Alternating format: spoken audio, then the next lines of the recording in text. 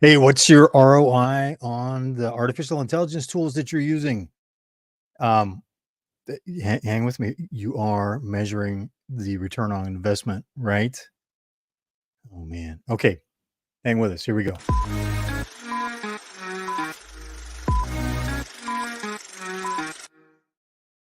Hey, welcome to Wolf's Watch. I'm Wolf. Thanks for being part of the conversation. And we're continuing our discussion of artificial intelligence tools using the perspective from, the executive suite, from the business owner's chair. And you're measuring the return on investment, right?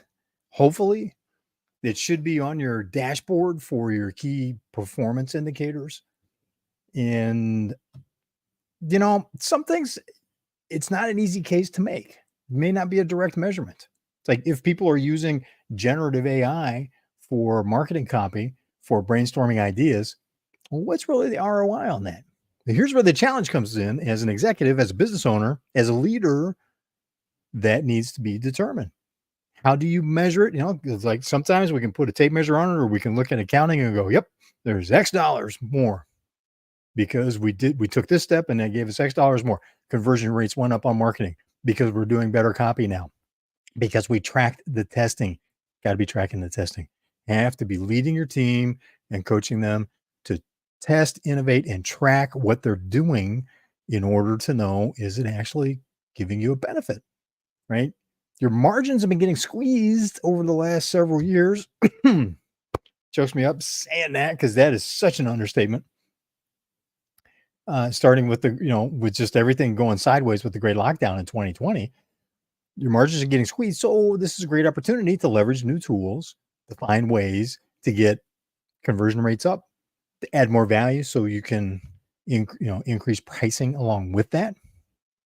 It's a whole nother conversation on how to do that. Don't just raise prices. Please, please, please, please don't just raise prices. We'll come back to that at another time. This is about return on investment on artificial intelligence tools. So you need to be able to build the case.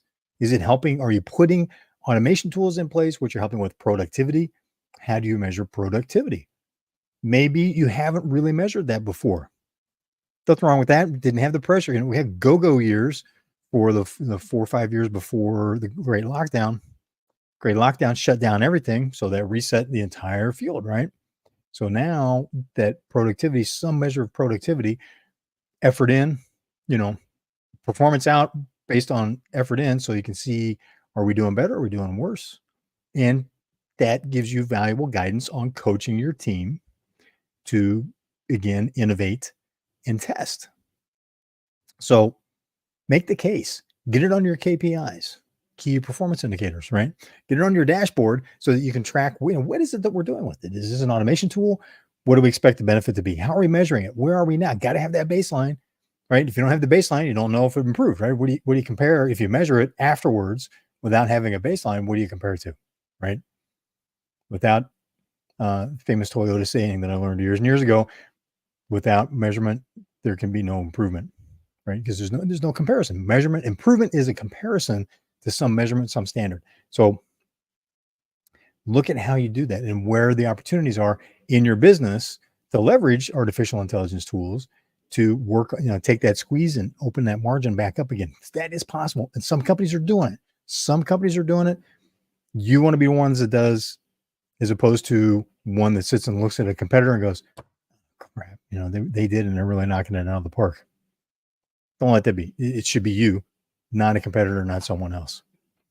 So measure that return on investment and put it in the comments. What are you doing? How are you approaching that? What can you share, right? Strategically important information. So some limits on what you might want to share on that. But what's some of your thinking? Love to hear in the comments from you. And we watch the comments. And if you got questions, we always answer back. Thanks for being part of Wolf's Watch. Thanks for being part of the conversation. I'm Wolf, and I will see you on the trail.